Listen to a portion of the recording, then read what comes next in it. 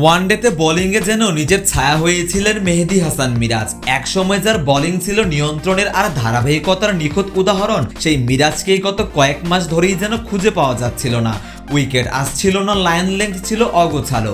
অধিনায়ক হিসেবে দায়িত্ব নেবার পরে চাপটা যেন আরো বেড়ে গিয়েছিল কয়েক গুণ।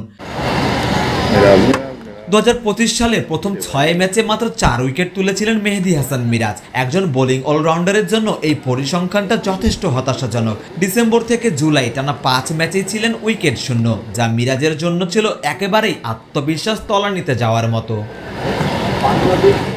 আর ঠিক সেই সময়ে পেয়েছেন অধিনায়কত্ব। একজন তরুণ ক্রিকেটারের জন্য এর চেয়ে কঠিন পরীক্ষা আর কি বা হতে পারে।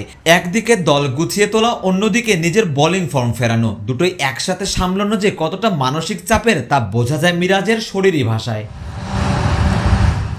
তবে আবুধাবিতে এসে যেন সবকিছুই বদলে গেল। প্রথম ম্যাচে গুরবাজকে বোল্ড করে একটা ইঙ্গিত দিয়েছিলেন, পুরনো মিরাজ ফিরছেন। আর সেই ইঙ্গিতটাই যেন রূপ পেল পূর্ণতায় দ্বিতীয় ওয়ানডেতে।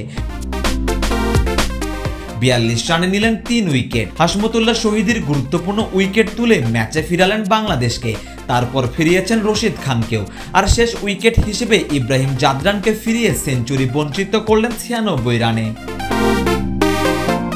এই 3 উইকেটই মূলত আফগানিস্তানের ইনিংসের গতি কমিয়ে দেয়। যে ইনিংস 250 রানে বেশি হওয়ার সম্ভাবনা ছিল, সেটাই শেষ পর্যন্ত থেমে গিয়েছে 190 এর ঘরে।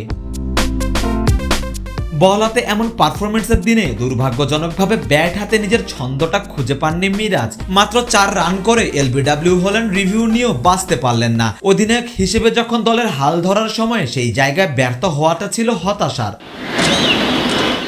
তবে মিরাজের বোলিং পারফরমেন্স প্রমাণ করে দিয়েছে তিনি এখনো দলের অন্যতম বড় সম্পদ বল হাতে। যেদিন তিনি বল হাতে ছন্দে থাকেন, সেদিন পুরো দলের শরীরী ভাষাও বদলে যায়। চ্যাম্পিয়ন্স ট্রফিতে উইকেট শূন্য থাকা, তারপর দেশের মাঠে বারবার অকার্যকর হয়ে পড়া, এসবের পরও তিনি হাল ছাড়েননি। শ্রীলঙ্কা সফরে ছোট্ট একটা ঝলক দেখিয়েছিলেন, কিন্তু এবার সেটা রূপ নিল পূর্ণ আত্মবিশ্বাসে। দ্বিতীয় ওয়ানডেতে 3টি উইকেট মিরাজের জন্য ছিল আত্মবিশ্বাস ফিরে পাওয়ার গল্প। একজন লিডারের মতোই মাঠের নেতৃত্ব দিয়েছেন, নিজের পারফরমেন্স দিয়ে যেন সতীর্থদের বার্তা দিয়েছেন, form is temporary, class is permanent. তবে এখন চ্যালেঞ্জ একটাই, এই ছন্দ ধরে রাখা। কারণ বাংলাদেশ দলটা এখন এমন এক পর্যায়ে আছে যেখানে ধারাবাহিক পারফরমেন্সই সব থেকে জরুরি। আর মিরাজ যদি এই রূপে ফিরে আসতে পারেন, তাহলে বাংলাদেশের ওয়ানডে বোলিং ইউনিটে নতুন করে প্রাণ ফিরে পাবে, তা তো বলার অপেক্ষা রাখে না। সারোয়ার সেতু, ক্রিকেট 97।